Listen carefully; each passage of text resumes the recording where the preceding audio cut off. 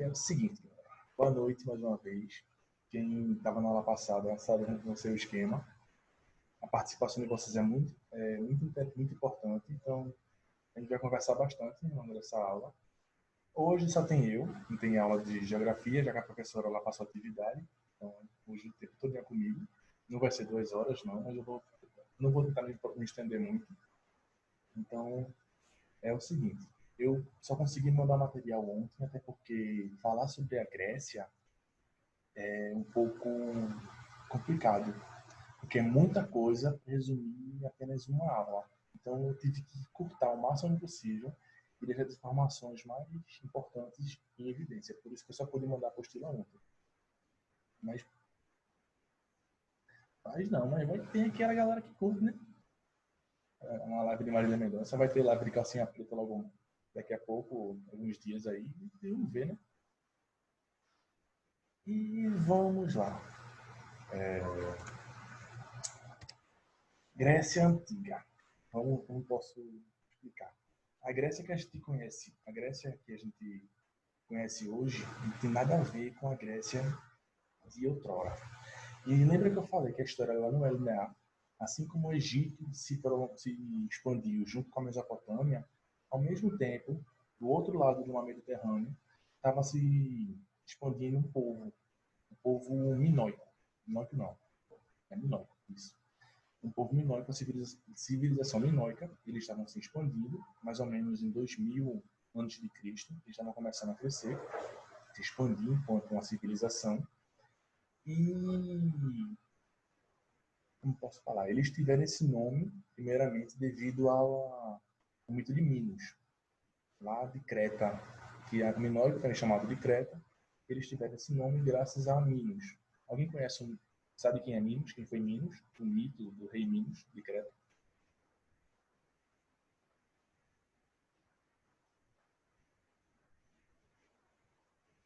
Quem conhecer.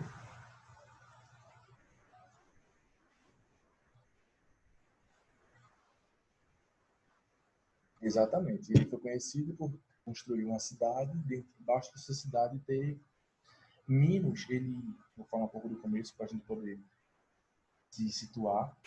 Ele foi um rei da de Creta que criou, dizem as lendas, que ele teve um filho. Eu só não me engano se foi, na casa, a esposa dele teve um filho que era metade homem e metade touro, que era o Minotauro. E com medo do filho da criatura, ele construiu, debaixo do castelo dele, do império, construiu um labirinto. Todo ano ele mandava cinco jovens para serem mortos pelo Minotauro. E aí tem toda aquela história de Teseu, o filho de Adne, a princesa e tudo mais, que foi capturado. Eu vou falar um pouco depois na questão da mitologia. Mas existia a civilização minoica, e eles eram conhecidos, pelo menos pelos estudos, por não serem guerreiros. Eles eram uma civilização que pregava muita mensagem de paz. Se vocês, nas civilizações, as características que eu posso falar, as artes que eles postavam, era muito mais questão de povos pacíficos, povos que não tinham muito a ver com... Não era muito voltado para a batalha, para a questão de guerras. Então, aí, por exemplo, as artes que eles faziam, as fortificações que eles preservavam não tinham muitas muralhas, como era a questão do povo guerreiro. Era mais aberto, era mais tranquilo. E fazia com que era alvo de batalha, alvo de guerra. Apesar de ter um bom comércio marítimo, já que viviam na orla. Mas o comércio marítimo era o mais importante. O apogeu deles foi mais ou menos em 1700 a.C., caso eles chegaram no máximo da civilização, e depois disso foi só ladeira abaixo, só declínio, guerra, crise, pestes, tudo o que pode acontecer. E com isso eles foram minguando aos poucos, e nesse meio tempo foi surgindo, né, paralelamente, uma outra civilização, a civilização micênica, são os micênicos, um pouco mais ao sul, se não me engano, mais perto do mar Egeu, que foi se propagando, foi se apegando, no caso, se apropriando, melhor dizendo, das características da civilização minoica. fui pegando um pouco de arte aqui, um pouco de arquitetura ali, fui adaptando, fui construindo os palácios baseados na arquitetura minoica e fui meio que formando a base da civilização helênica, que é a civilização grega antiga. Civilização helênica, grega antiga. Tá dando para ouvir agora? Vou assumir aqui do microfone.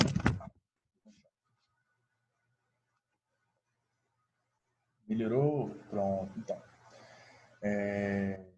Eles foram se apropriando dessa civilização, dos traços da civilização minoica e juntando com os próprios traços da civilização micênica, ele foi construir uma base do que seria a base cultural e a base, não posso falar, o legado da civilização helênica, que é a civilização grega antiga.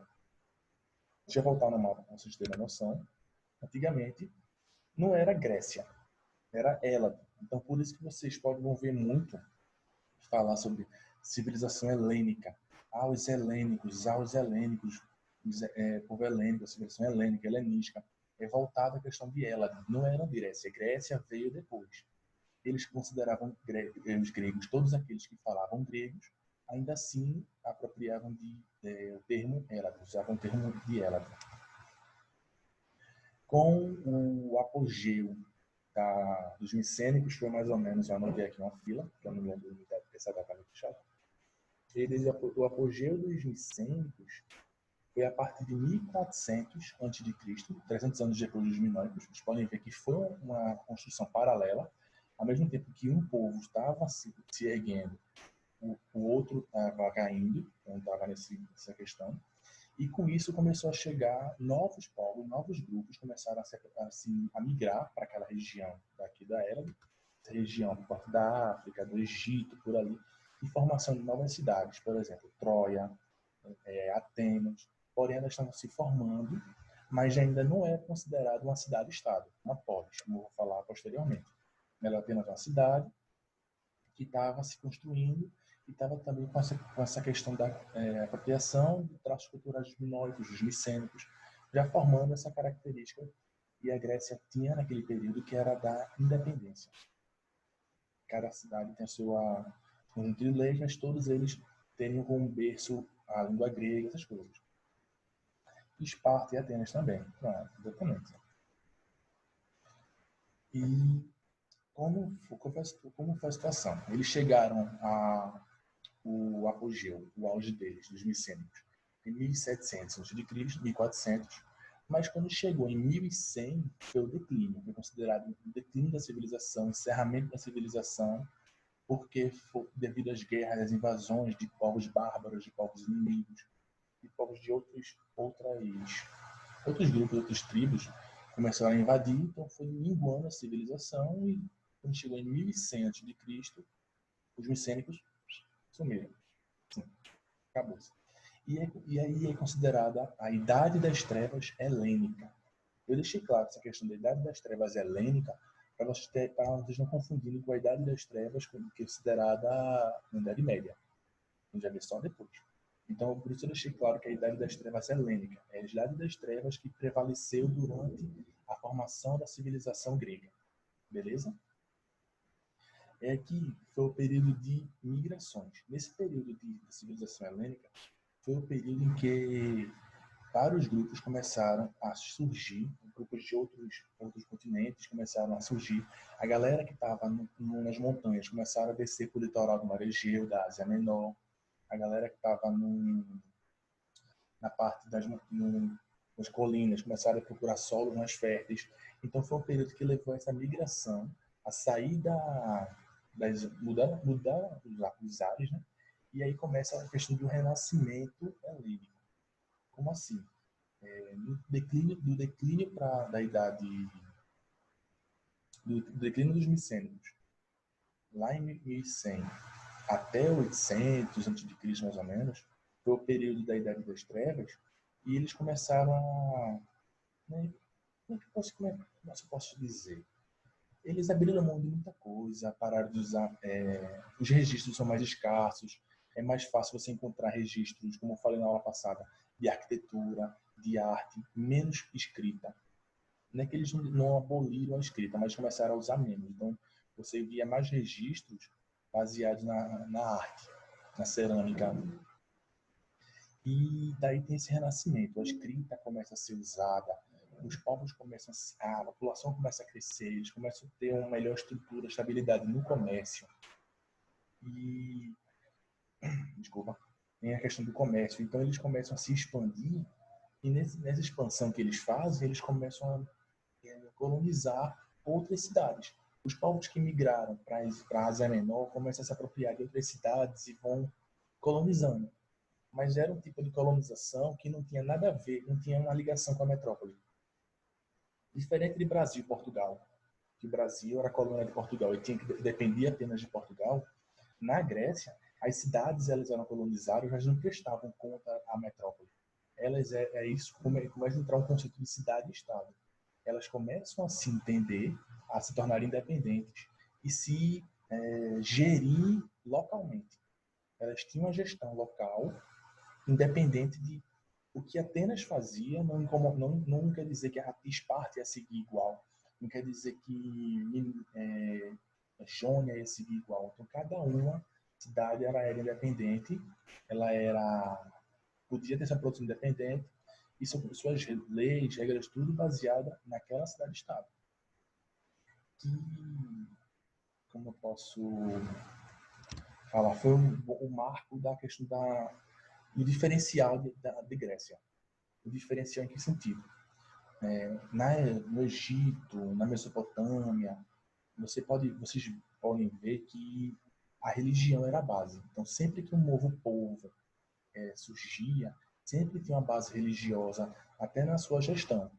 Muito na questão das cidades e estado, elas começam a ter essa quebra com a religião. Elas não deixam de lado, mas elas começam a dar razão ao pensamento.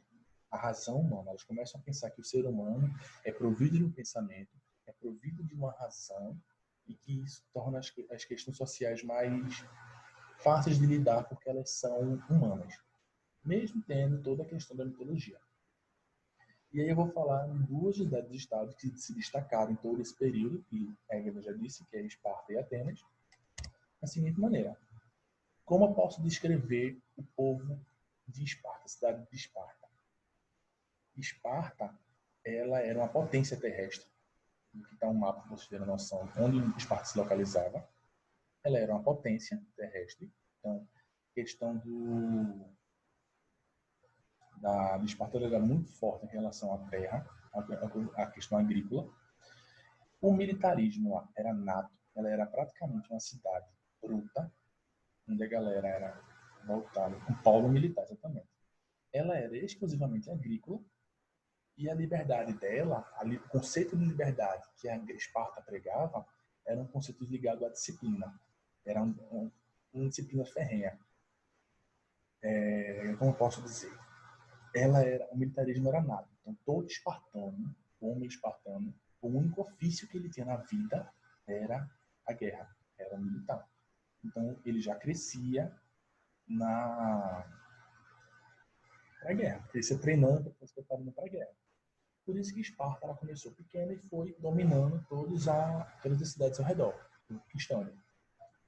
Ela era exclusivamente agrícola, porque o trabalho não quer dizer que era só militar. Eles tinham um grupo de escravos, a escravidão era comum nessa região, e eles, no nome dos escravos, que é um nome muito estranho, que eu tive que anotar, porque eu não decorei, ilotas.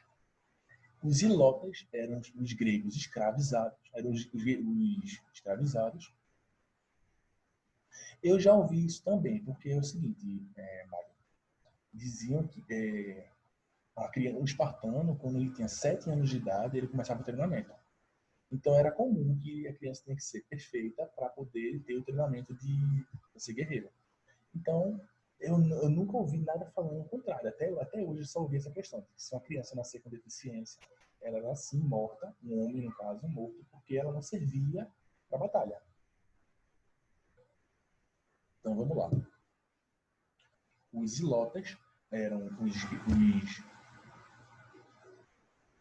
Isso. Esparta prendia as pessoas. Eles prendiam, eles não tinham o costume de vender. Eles pegavam os derrotados e colocavam para trabalhar para eles. Massa. Então tinha os zilotes, que trabalhavam na questão agrícola, e tinha os periecos. Os periecos eram... Vou até trocar aqui. Periecos. Os periecos eram os estrangeiros. Eram gregos livres, mas que não tinham nenhum direito político. E aí eu vou frisar essa questão do direito político da seguinte maneira. Como eles davam muita razão, muito ouvidos à razão humana, eles começaram a ter essa noção de que o ser humano era provido de razão, de direitos e de liberdade para poder falar a questão da política em si. Então tinha essa questão do voto, da voz ativa, mas ele era bem frisado que era local, era um poder local. Para você ter direito à fala na sua cidade, você tem que ser homem, maior de idade e residente dali. Você tem que ter nascido ali. Seus pais têm que ser espartanos para você também ter direito de voz lá em Esparta. Então, mulheres, estrangeiros e escravos não tinham direito a voz nenhuma. Mesmo sendo maioria. Mesmo se fossem maioria na cidade, não tinham direito a voz. Era esse o direito político que tinha lá na cidade de Estado. Beleza? Entenderam a questão de Esparta? Brutal. Escravidão, agricultura, poder terrestre, militarismo. É o que define a Esparta. Já Atenas era muito mais... É diferente. O contraste de Esparta e Atenas é tão diferente. Primeiro, Atenas não é que ela não tinha força militar. Enquanto Esparta era frota militar terrestre, Atenas o militarismo era no mar. Ele tinha uma grande esquadra. Então, batalhas marítimas, Atenas tinha vários navios. E por eles ter esse fácil acesso ao mar, porque Atenas era perto também do mar, ele encabeçava o comércio. E facilitava as rotas marítimas até mesmo com outras polis. E diferentemente de Esparta, enquanto a liberdade era voltada para a disciplina, para o cumprimento das regras, o cumprimento das normas, a obediência, em Atenas era a razão, era a expressão da liberdade, era a expressão do pensamento humano. Aí tem a questão da filosofia. O berço da filosofia foi na Grécia, que eu acho que a professora de filosofia falou para vocês, começou lá com Tales, aí chega na Grécia, você chega em Atenas, Sócrates, Platão, Aristóteles e por aí vai. É o berço da razão. Eles começam a ver que o ser humano ele é provido de um conhecimento, é provido de um saber, e que desse saber facilita até mesmo a compreensão de outros problemas e outras causas, e assim podiam resolver os problemas que estão surgindo na cidade. Eu não vou me estender muito na configuração da Grécia, de Atenas. Eu quero que a professora tenha falado, mas se vocês quiserem, eu posso prolongar um pouquinho mais de questão de Atenas. Querem que eu fale mais um pouquinho? Ou posso continuar?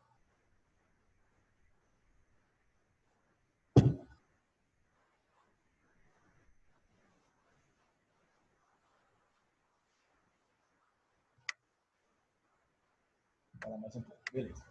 Vocês estão vendo aí o mapa que eu mostrei, Atenas, século V a.C. Eu fiz essa questão do século V a.C. porque no século V, para os helênicos, eu me refiro aos helênicos em geral, as várias cidades e estados que tinham, a cidade-estado era um exemplo perfeito de felicidade, era o máximo de felicidade que eles podiam alcançar. Era uma cidade perfeita, eram cidades perfeitas, onde eram administradas pelo povo, cada uma a seu critério, mas eram administradas pelo povo. Não quer dizer que tinha uma separação da religião do Estado. O Estado e a Igreja, elas eram um pouco separadas. E começou a questão do nascimento. Por exemplo, a Ágora, que tem aqui embaixo, vermelho, era onde tinha os debates abertos. Acho que vivia muito lá, era quem? Sócrates, vivia sempre lá questionando os outros, questionando todo mundo, falando, perguntando a todo mundo. Ele sempre chegava com a pergunta para todo mundo ficava invocado com ele. Mas é a extensão do pensamento. Nesse meio tempo de Sócrates, de Atenas, de Esparta, do surgimento das cidades-estados, teve um cara, eu não lembro onde ele é agora, que foi bem importante também para a formação da razão helênica. Foi Homero. Homero, ele foi um escritor, um poeta, onde ele escreveu vários mitos, epopeias, aventuras, e base que formou praticamente a base da ideia grega. Por exemplo, a Ilíada, a Odisseia. Quem viu a apostila, vai fazer uma referência. Eu comecei citando um trecho da Odisseia, do livro da Odisseia, que fala da aventura de Odisseu voltando após a Guerra de Troia, e até coloquei algumas imagens aí, não sei se vocês conhecem o jogo. Isso. Entra na parte da mitologia grega. Ele ajudou a formar a base do ideal grego, mas também do ideal religioso. Porque nas epopeias que ele contava, ele sempre misturava os dois. Por exemplo, a Guerra de Troia, vocês sabem de acordo, como começou a Guerra de Troia? Vocês têm uma ideia de como foi que se deu a ideia? Começou?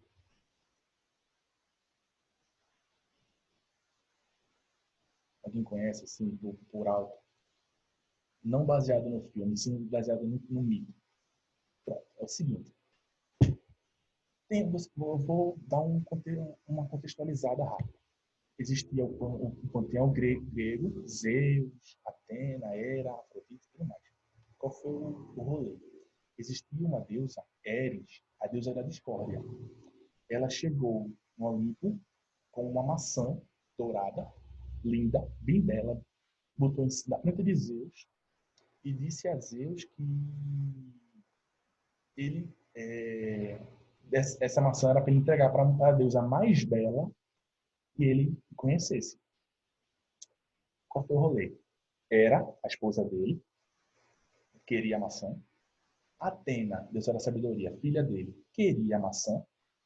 E Afrodite, uma parente distante dele, também queria a maçã. Era deusa do lar, da família. Atena, deusa da sabedoria. Afrodite, deusa do amor. As três chegaram para Zeus e falou: e aí, Zeus? Quem de nós três é mais bonita? Zeus, que não era nem um pouco besta, não queria entrar nessa cocó feiosa, não queria entrar nessa treta. Ele procurou na Terra, na Grécia, o homem mais puro que ele pudesse encontrar. E ele encontrou Paris, de Troia. Levou Paris até o Olimpo e falou: Paris, tá aqui, resolve esse B.O. E Paris ficou de frente para as três deusas e as três deusas foram barganhar com ele. Hera ofereceu para ele uma família próspera, uma vida longa, uma família forte e toda a bênção da família que pudesse oferecer para ele. Um casamento feliz, seguro, com uma mulher linda, com uma família, vários filhos.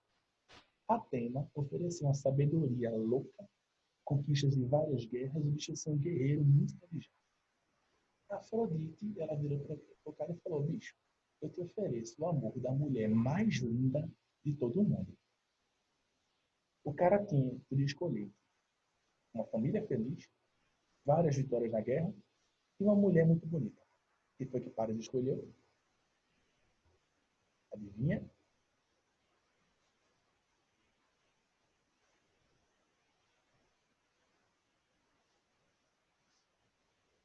Exatamente. Ele escolheu o amor da mulher mais bela. Qual foi a treta? A mulher mais bela naquele período era Helena. Helena, mulher, se não me engano, de Agamenon, foi de Menelau. Eles eram parentes. E ela já era casada. Então, ela se apaixonou por Paris. Paris fugiu com ela para Troia. E o cara que levou a Gaia ficou revoltado. Uma invasão do exército. Exatamente. Qual foi a questão? Isso. O cavalo de Troia foi o fim. Mas eu estou falando, de acordo com Homero, Quando ele escreveu, o começo da guerra foi assim. Uma maçã, três deuses, um humano, o humano escolheu uma... Só que qual era o problema? Quando ele escolheu Afrodite, Atenas, Atena e Hera ficaram com raiva e viraram para o lado oposto, viraram inimigas. Então, se vocês lerem a Ilíada, por exemplo, vocês vão ver que em meio àquela batalha de Aquiles, Heitor, Paris, tudinho, os deuses também estão brigando. Apolo está lá no meio da galera guerreando, o Ares está feliz da vida porque tem cabeça voando para todo lado. Então ele conseguiu moldar essa questão do mito, da guerra, como também a questão da mitologia. Então toda a guerra de Troia, pela escrita de Homero, começou com uma maçã no Olimpo e terminou com o cavalo de Troia. Se eu não me engano, o cavalo de Troia foi até uma ideia de Atena. Ela sugeriu a ideia do cavalo de Troia, sussurrou isso lá no ouvido dos gregos, e eles fizeram o cavalo de Troia. E essa foi um resumo aí da questão da batalha, né? Da questão de Homero, como isso acabou a basear. Porém, mesmo ele tendo essa questão de basear a razão, a mitologia, os atenienses não levaram a mitologia tão como os egípcios, por exemplo, que o rei era o faraó e o faraó era Deus. Não. Eles tiveram essa separação. Deixa eu ver se eu consigo tornar mais prático. Vocês já jogaram... Vou tentar. Vocês já jogaram God of War, não foi? Alguém já jogou ou conhece God of War? Kratos lá matando todo mundo. Então, deixa eu ver. Digamos que à medida que a galera ia tendo essa noção de que os problemas que aconteciam na cidade não eram causas divinas, e sim problemas que podiam ser resolvidos através da compreensão humana, eles iam matando a influência dos deuses na vida deles. Então, digamos que cada vez que eles descobriam que um problema que aconteciam ali de agricultura, de irrigação, fosse por obra humana, era praticamente Kratos matando um deus. Então, era essa questão de separação. Eu espero que esteja dando para entender. É como eles começaram a formular o pensamento. Como eles viram que eles eram propensos a pensar e raciocinar, eles viam que nem tudo era obra divina. Era algo consequencial, era consequência. Então, Kratos matando os deuses eram os gregos se ligando que não precisava muito dos deuses. Por isso que acabou se tornando mitologia, não era uma religião ferrenha. Apesar que por muito tempo houveram os templos, houveram os cultos, porém eram algo separado, não influenciava na decisão do Estado. Era religião, era costume, mas era só isso. Beleza? Tá dando para acompanhar, né?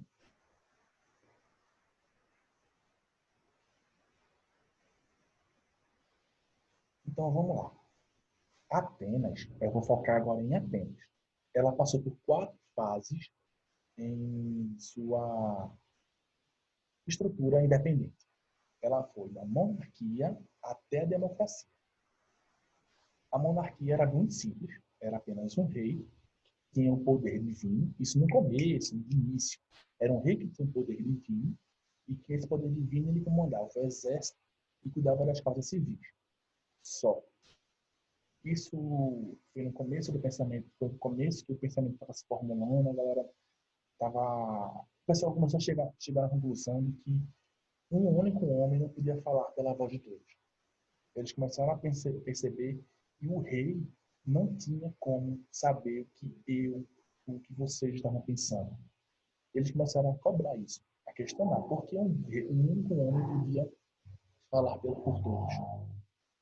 E aí começou a ter esses questionamentos, esse perrengue, e veio a oligarquia.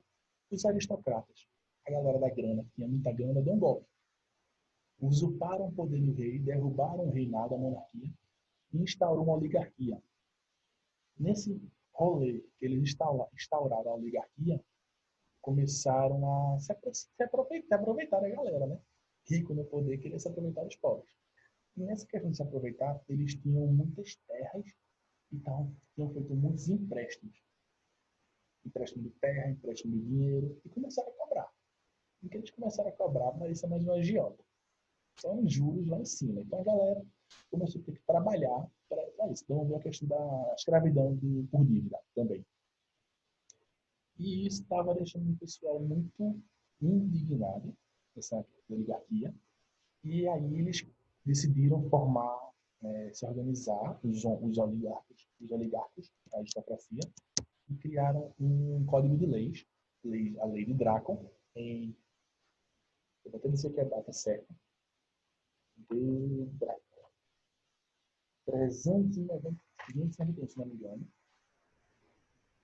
621, perdão, antes de Cristo, o código de Draco, que eles tinham sentenças muito rigorosas e isso estava levando a uma guerra civil. Estava levando a cidade de Atenas para uma implosão da guerra civil. De um lado, os oligarcas, a oligarquia querendo mandar em todo mundo, código de Draco. Código de Draco Draco foi o cara que escreveu o código. Eles reuniram a autarquia lá, todos os reis, os poderosos, os homens influentes. Dentre eles, selecionaram teve uma eleição entre que foi o Draco, e ele elaborou um código de leis, que foi aprovado pela maioria de todos, e esse código acabou levando Atenas a quase um dia uma guerra civil.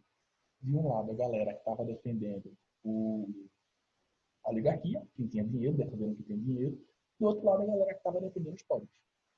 Nesse ponto da oligarquia tem uma quebra. Entra Sola. Eles elegem lá Sola para ser o chefe do executivo, que é chamado de Sola Formador, e a primeira coisa que ele faz é virar para os ricos e falar: tá vendo essa merda que tá rolando? É tudo culpa de vocês. Tudo que tá rolando aqui não presta é culpa de vocês, que tem dinheiro. Ele começa a voltar os olhos para os pobres, a perdoar. Ele começa a fazer uma gestão de perdoar, perdão de dívida. Mesmo a galera que estava devendo, ele estava começando a perdoar para poder ver se amenizava a questão da guerra, ver se conseguia evitar uma problemática maior, e trabalhava em cima disso uma questão de dar o direito para o povo. Aos poucos, Solon estava tentando transformar a oligarquia aristocrática de Atenas em uma democracia. Ele estava tentando dar o poder para o povo, e eu posso dizer que ele foi até um rolê uma quebra do pensamento, ajudou na quebra do pensamento divino. Ele começou a entender que se foi ele um dos percursores que disse que se o problema é da cidade, cabe à cidade resolver. Era aquela coisa do bem maior. Todo mundo voltasse de olho no bem maior. O bem maior era a cidade. E para isso ele criou o Conselho dos 400, onde era composto por 400 homens livres, homens cidadãos de Atenas, que auxiliavam na gestão da cidade, da polis. Auxiliavam na questão de leis. E esse Conselho de 400 teve um diferencial. Não era só a elite que participava. Da mais baixa classe até a mais alta, todos tinham o mesmo direito de participar do Conselho de 400, porém, como eu falei, homem, maior de idade, residente de nascido de Atenas, são as três categorias. E que tivesse bens, tivesse dinheiro. Então, tem que ter dinheiro, tem que ser maior de idade, tem que ser homem, principalmente, e tem que ser nativo. Tem que ter nascido e criado lá. Então, esse Conselho de 400 se reunia, e aí começou a reforma do solo. Os pobres podiam ter direito a cargos altos, as dívidas começaram a ser perdoadas, ele começou a trabalhar na questão da agricultura, a expandir o comércio, expandir o território. Ajudou, por muito tempo ajudou, porém, contudo, todavia, não agradou a todos. E aí que entra Pisístrato. Em 546 a.C., Pisístrato dá outro golpe, assume o poder, e quem era contra, ele mandou voar, mandou pastar. Exilou a galera que era contra ele e se tornou um tirano. Qual foi o diferencial do Pisístrato, eu posso dizer? Ele usou o mesmo rolê de Solon, mais ou menos, que é a questão de defesa dos povos. Todo mundo que ele exilou, ele confiscou as terras dessa galera, repartiu e entregou para os pobres que estavam sem terra. Ele pegou a terra de que ele não gostava, quem expulsou de Atenas, repartiu todinha, loteou todinha e deu para a galera. Toma aí, ó. O rolê de defesa dos pobres. Ele assumiu que defendendo os pobres ia agradar os pobres e ia ter uma boa aceitação. E ajudou por um tempo. Ele transformou a Atenas na capital cultural dos gregos, porque ele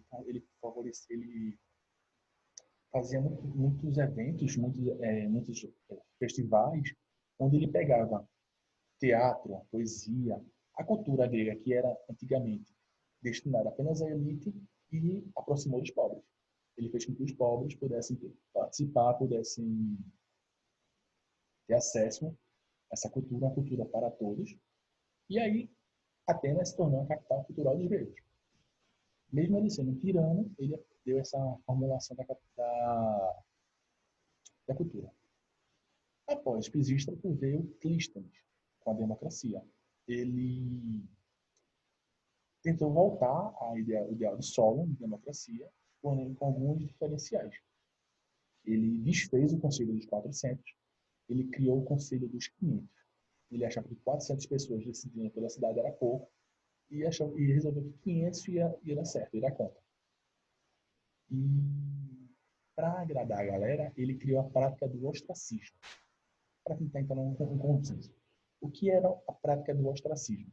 Uma vez por ano, todos os cidadãos com direitos políticos, vou frisar isso, cidadãos com direitos políticos, homem, maior de idade, com dinheiro, interno, alguma posse, nascido e criado em Atenas, se reuniam num, num salão, esqueci o nome do salão agora, e eles anotavam num pote de barro, numa tábua de barro, o nome da pessoa que eles menos gostavam da cidade. Depois do dia todo dele, e que falasse em grego, isso, bem lembrado, que falasse em grego. Depois do dia todo mundo escrevendo o nome de uma pessoa que eles não gostassem, a pessoa que tivesse mais votos era expulsa da cidade. Ela era convidada educadamente a ficar a mula, a dar a carreira da cidade e não voltar mais. E era isso todo ano. Os homens escolhiam uma pessoa só, e mandavam vazar. A prática do ostracismo que eles faziam. Eram eleições abertas. A eleição que fazia a galera óbvio. Que até o nome desse nome do pote é Ostraco. Vou escrever aqui.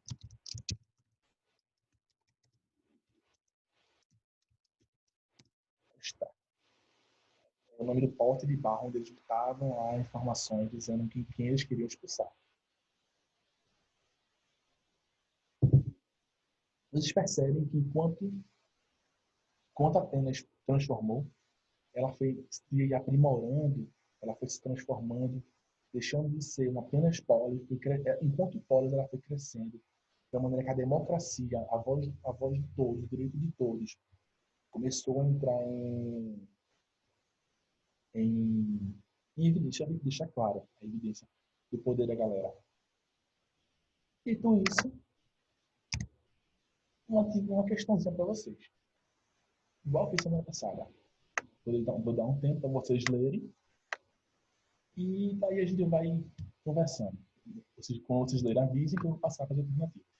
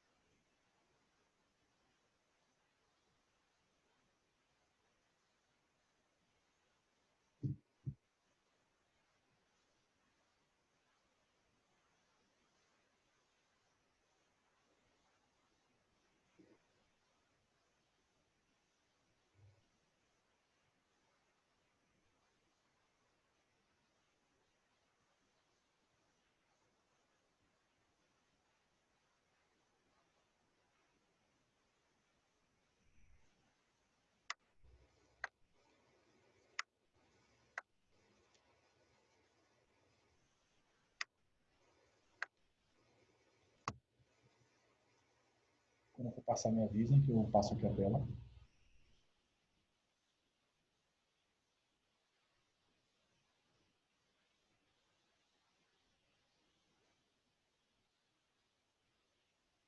Posso passar?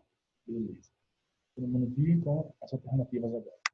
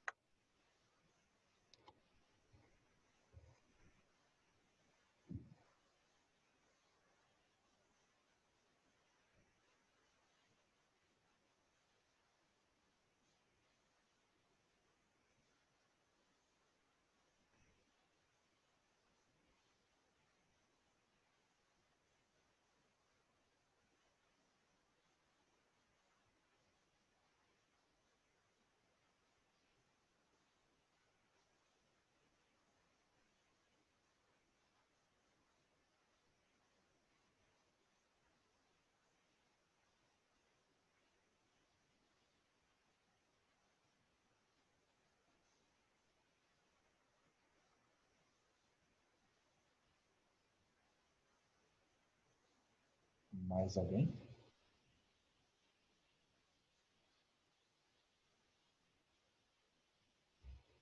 Hum. Esperando se mais alguém responde e começa a explicar.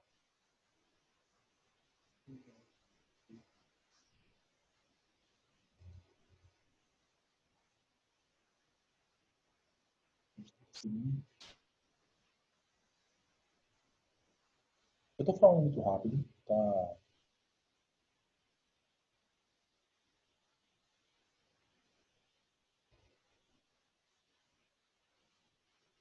Graças a Deus.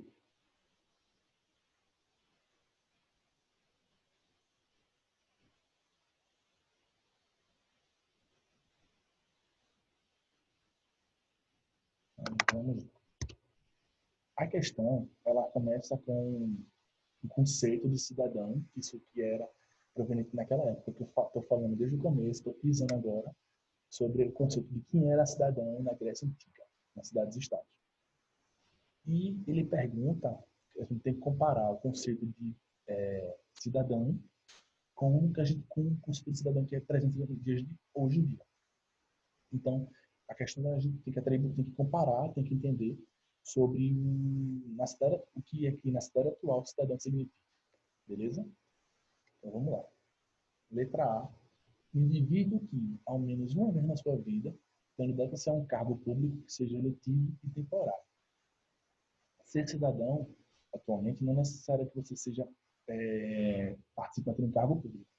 Até porque cá entre nós, quase ninguém hoje quer ser mesário, por exemplo. É um trabalho público, ou seja, é eletivo e temporário, então quase ninguém gosta de ser mesário.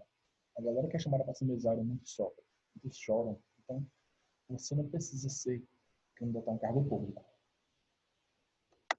Letra B. A pessoa que não deve nenhum tipo de tributo ao Estado, assim como não possui débito particulares. Se você parar para pensar, que seria eletivo, eletivo é algo que não é obrigatório. Um cargo público eletivo é algo que não é obrigatório. É algo que você pode ser, mas não necessariamente que seja obrigatório que seja. Obrigado a ser. É um trabalho obrigatório. Por exemplo, disciplinas eletivas. Disciplinas eletivas são disciplinas que estão lá, são opcionais, você paga se você quiser. Elas geram alguma coisa, mas não é obrigatório que você passe por elas. Então, um cargo público que seja eletivo é um cargo público que você não seja obrigado a passar. Então, vamos lá. Letra B.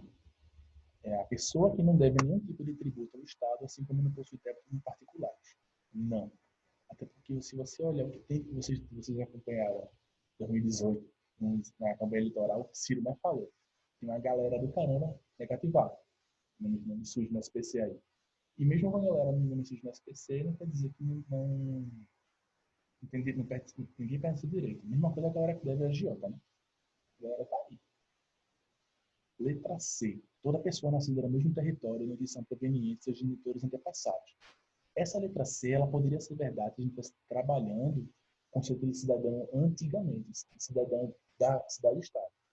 Hoje, quando você, não é obrigatório você ter que ter nascido lá para ter direito. Por exemplo, eu nasci em Recife, meus pais são de Alagoas, por exemplo.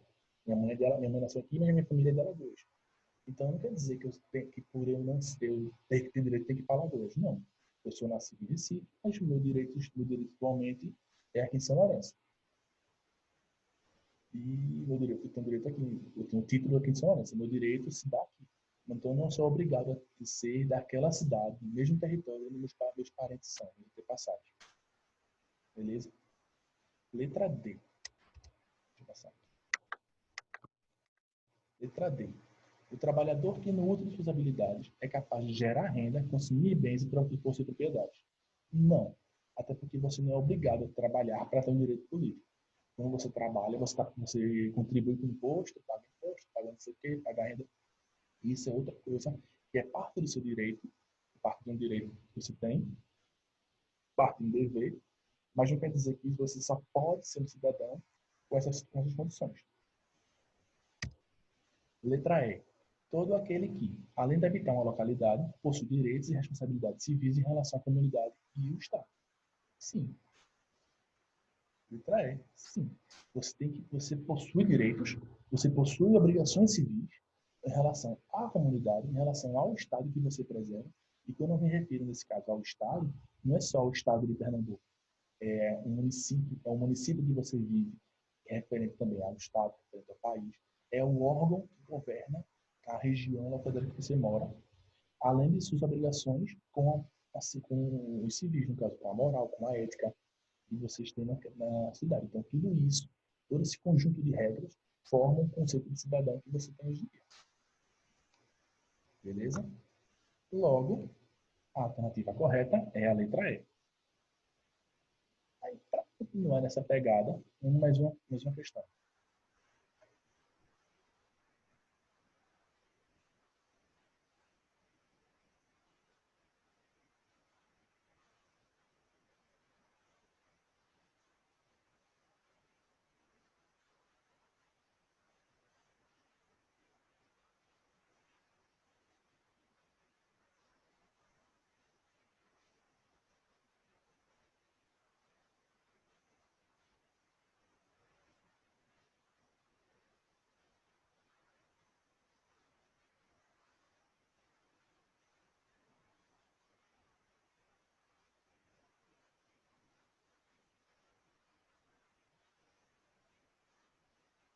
Posso passar? Vamos lá.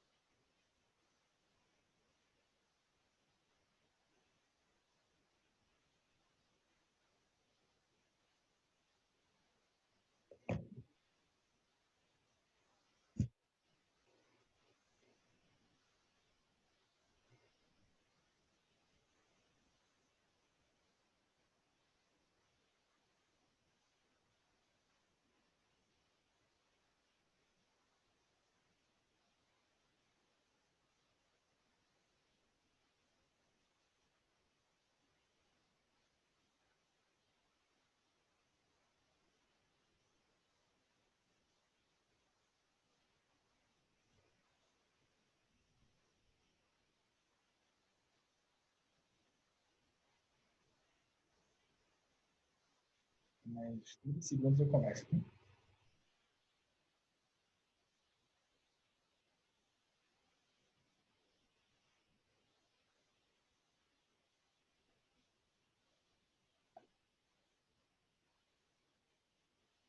Vamos lá. Letra A.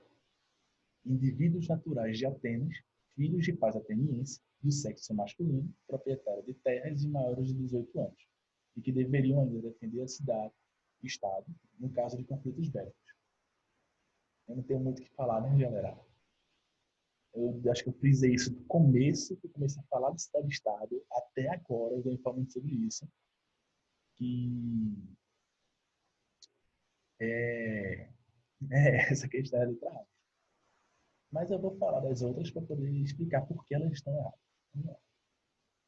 Letra B. Homens letrados da elite ateniense com mais de 21 anos, excluindo esses estrangeiros ou eupátridas, considerados como os únicos indivíduos aptos a conduzir o povo, de acordo com a concepção hierarquizada da democracia daquele tempo. Não necessariamente tinha que ser letrado. Você não era obrigado a ser letrado para ter direito. A questão do homem letrado com mais de 21 anos, não, a maioridade não era considerada os 21 anos. E essa questão de letrada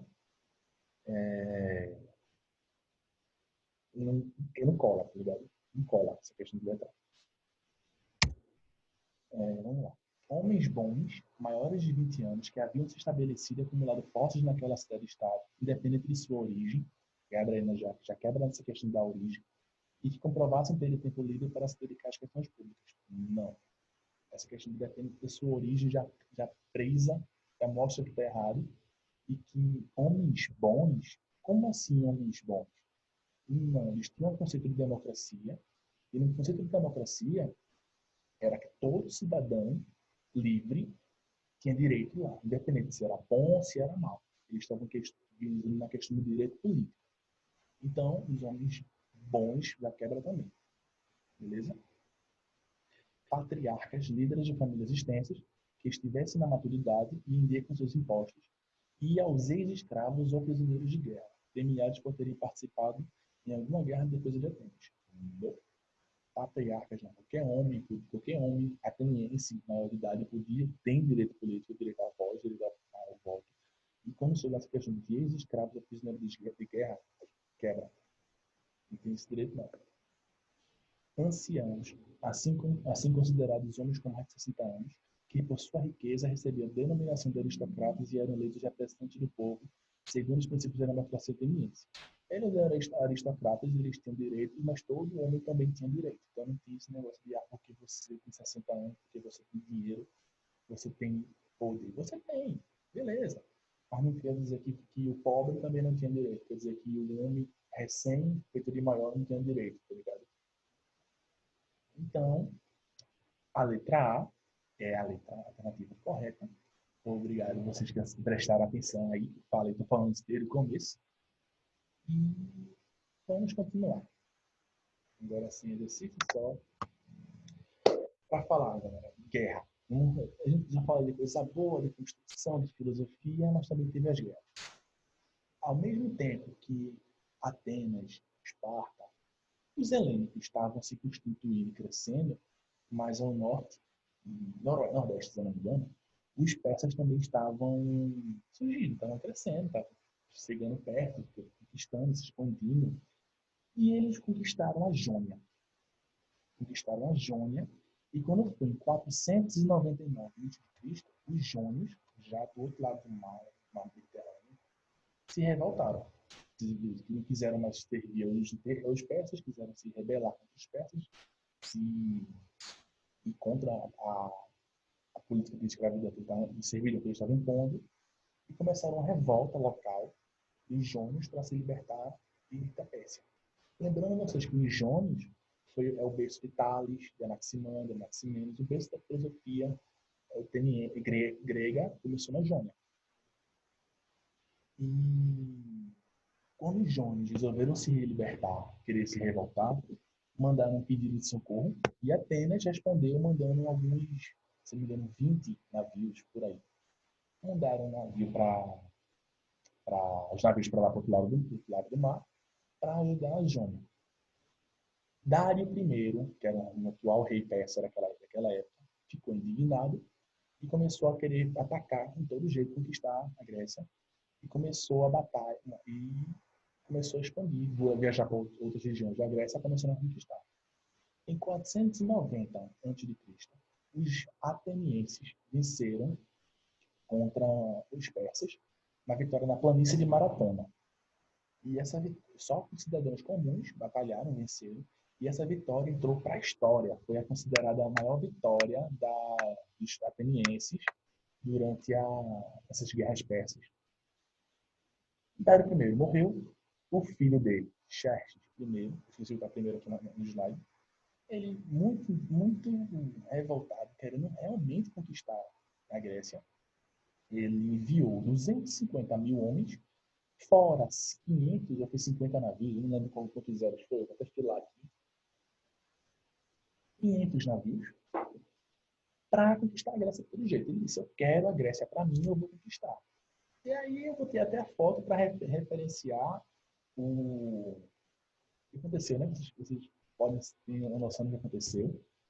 A famosa Batalha das Termópilas. Termópilas? É sim, Termópilas. Com os espartanos. Não só os espartanos, mas outras cidades-estados que se aliaram, porque ninguém queria ser independente, queria ser dominado pelos persas, então eles começaram a se juntar, né? Fazer e revidar. E aí, nessa batalha, eles teve um outro escritor grego, Heródoto, ele narrou a batalha das Termópilas dos 300 espartanos contra os persas e fala do critério da determinação, da febre, como mesmo caindo, mesmo perdendo as espadas, os espartanos estavam se levantando. Vai não, hoje é só história. Acabou aqui, não tem mais nada hoje. E mesmo eles se levantando para batalhar, para lutar, eles foram lá. Os espartanos nunca desistiram, mesmo perdendo e tudo mais. E perderam. Perderam, até porque 250 mil contra 300 é meio complicado de ter uma vitória nessa questão. Quando a gente pensa que essa derrota, esse domínio persa sobre alguns territórios da Grécia vai abalar a estrutura deles, surge um general, o nome dele eu vou ter que ler,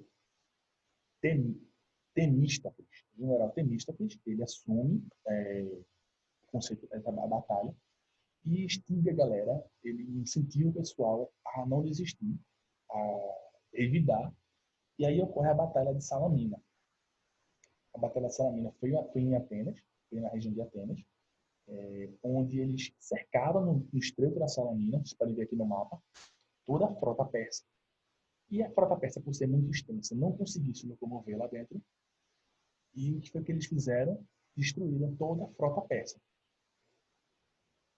E aí eles destruíram a frota persa e venceram toda. Só um minutinho.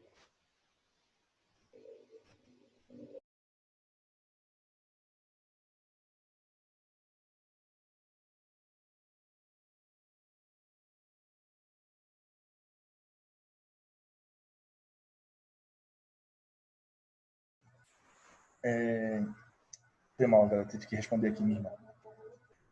Qual foi o problema? Eles. Não vai ter outra aula, não, Wagner. Depois daqui de história, não vai ter aula hoje mais, não. Só amanhã. Se eu não perder aqui a fio da meada. Eles prendem os navios da frota persa no Estreito da Salamina e destroem toda a frota da, dos navios da Pérsia. É uma das maiores derrotas que a Pérsia sofreu em todo o seu domínio, em toda a sua conquista para os atenienses. E logo em seguida teve a Batalha das Plateias, que foi a planície das Plateias, onde os espartanos se vingaram. Os espartanos reuniram um vasto exército e também revidou. Enquanto Atenas deu a lapada pelo mar, quando foi nas Plateias, na terra, os espartanos se vingaram. Beleza? Massa.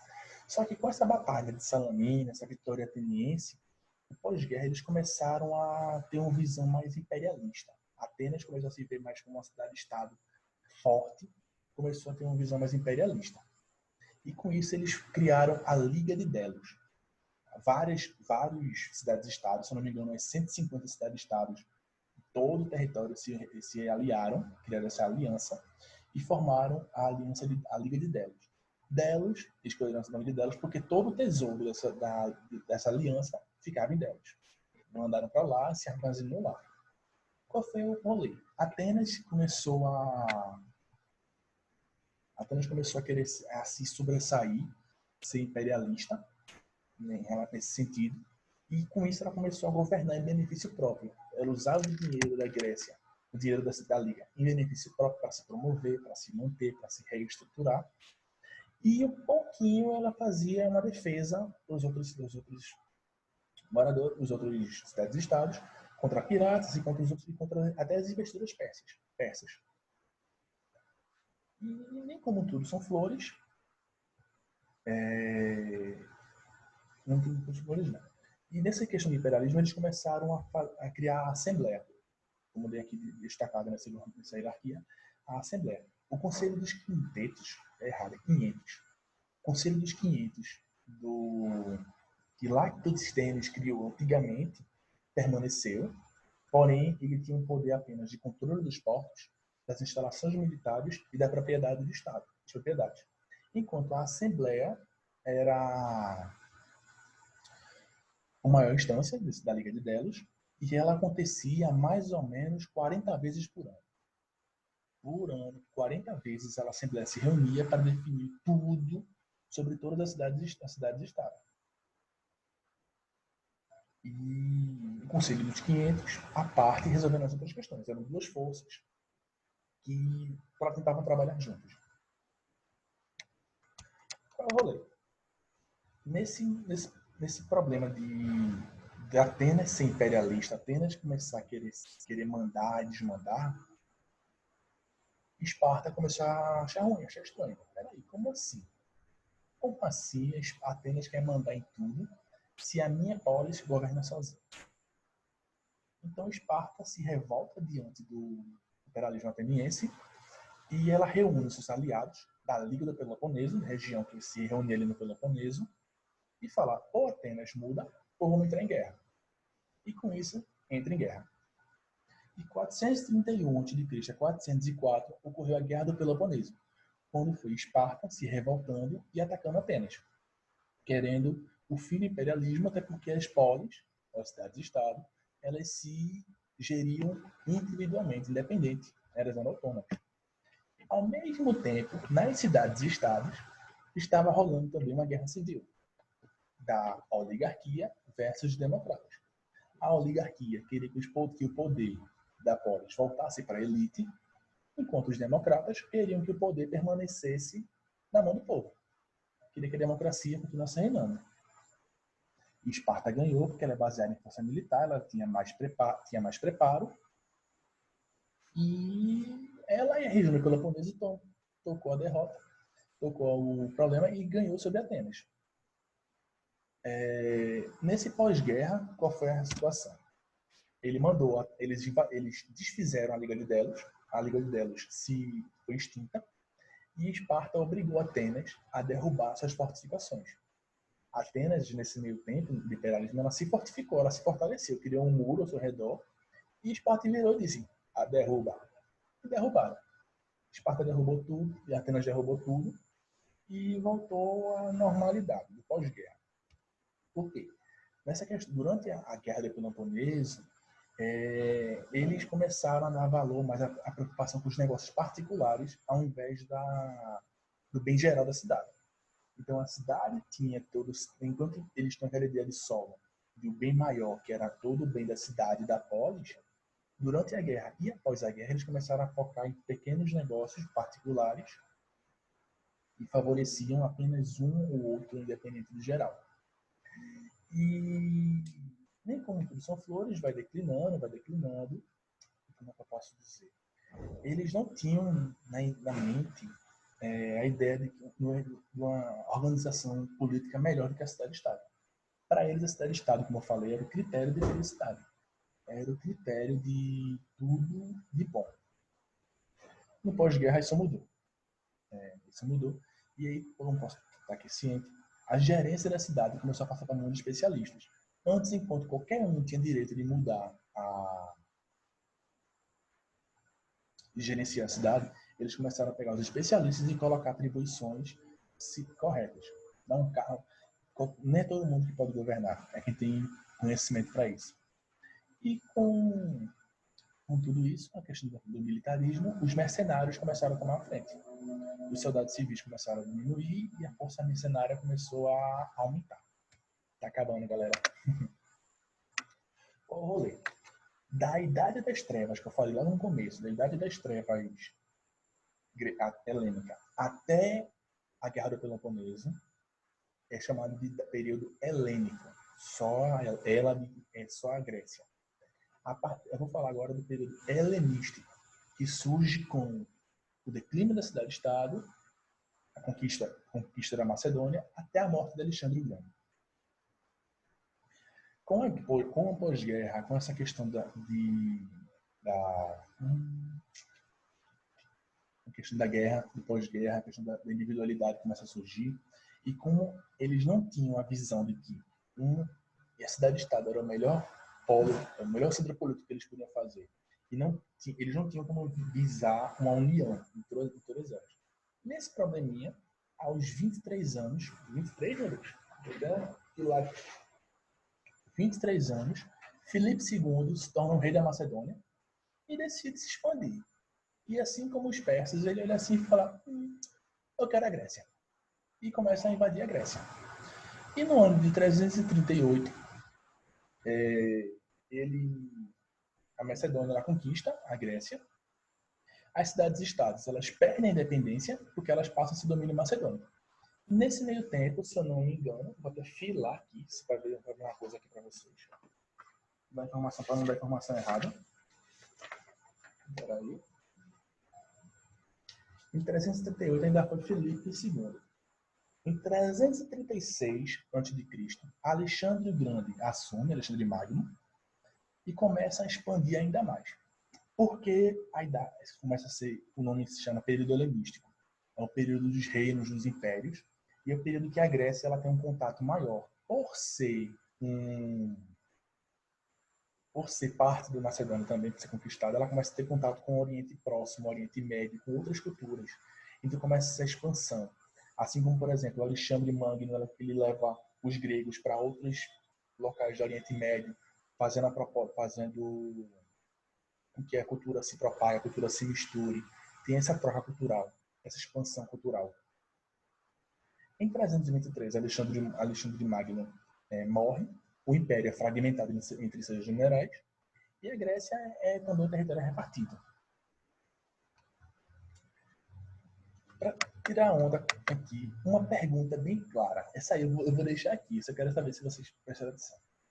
A Guerra do Peloponeso era um conflito entre duas cidades-estados e suas respectivas aliadas. Que cidades foram essas? Eu sei que ainda vou explicar, só para tirar onda mesmo. Quais foram as cidades-estados que batalharam, encabeçaram a Guerra do Peloponeso?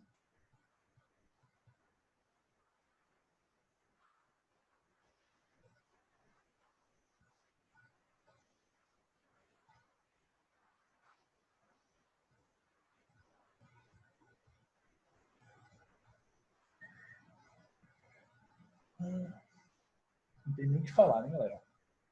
Não tem nem o que dizer aqui.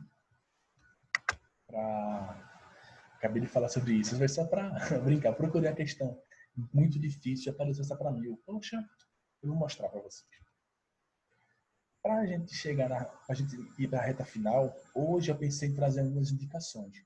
Como a gente estava falando não é quem dera fosse assim. Eu prometo trazer questões mais difíceis da próxima vez. Então é o seguinte, pensando em vocês, eu trouxe algumas indicações de filmes para trabalhar a questão da cultura helenística grega, né? Trouxe 3 filmes aqui para vocês.